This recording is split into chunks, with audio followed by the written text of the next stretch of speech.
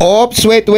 O, napindot mo na tong video, tapusin mo na. Huwag mo na muna i-scroll, tara kwentuhan muna tayo. Bago ang lahat, kung di mo pa ako kilala, ako nga pala si UTV, isa akong vlogger dito sa Bicol, isa akong Bicolanong Albayano. At kung matagal mo na akong kilala, welcome back sa channel ni UTV. Matik na yan, bright nga po niya.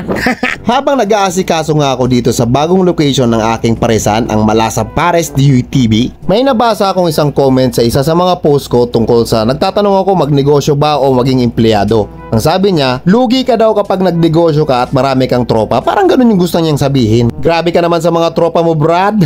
Joke lang, charot lang. Di ko alam kung may existing na negosyo na siya o nagnegosyo na siya dati tapos naranasan niya to o nagbibiro lang talaga siya. Ako kasi kakasimula ko lang sa negosyong to. So far wala pa naman ako na-experience sa mga tropa kong ganito. Siguro kasi ang gusto niyong sabihin kapag may negosyo ka tapos may tropa ka, parang sila pa yung magiging numero unong buraot sa negosyo mo. Parang ganun yung gusto niyong sabihin. Well, uunahan ko na kayo ha. Paprangkahin ko na kayo. Hindi lang to para sa akin. Para sa lahat to, opinion ko lang to ha. Kung may tropa kang nagsisikap at nagsisimula ng isang maliit na negosyo at alam mo sa sarili mo na talagang tropa ang turingan nyo sa isa't isa, abay, di suportahan mo. Hindi yung ikaw pa yung magiging numero unong buraot sa negosyo ng tropa mo. Yung tipong kung makahingi ka ng discount, parang gusto mo lang hingin yung produkto di ba? May pa-discount ka pa, hiningi mo na lang sana, nahiya ka pa Sipin nyo na lang, sa bawat negosyo, may puhunan yan. Hindi naman siguro pinulot lang yung puhunan sa negosyong yan Madalas nga nangyayari, kapag nagnenegosyo, inuutang pa yung puhunan para masimulan lang yung negosyong gusto nilang simulan, di ba? Tapos ikaw nakupal ka porket nakikita mo kumikita na yung tropa mo sa negosyo niya, andyan ka na. Buraot to the max ka na. Well, don't get me wrong, hindi ko nilalahat ha. Kasi ako personally, hindi ko pa nararanasan yan at sana hindi ko maranasan sa mga tropa ko yan. Pero so far, lahat naman na malalapit na tropa ko, suportado naman ako dito sa negosyong sinimulan ko. Ang totoo kasi niyan, hindi natin maiiwasan na minsan mahirap talagang umasenso dito sa Pilipinas. Hindi pala minsan, talagang mahirap umasenso dito sa Pilipinas at karamihan sa atin alam na kung ano ang dahilan kung bakit mahirap umasenso dito sa Pilipinas kasi maraming magagalit. Only in the Philippines na kapag umaasenso ka, maraming magagalit kaya bawal daw. Bawal!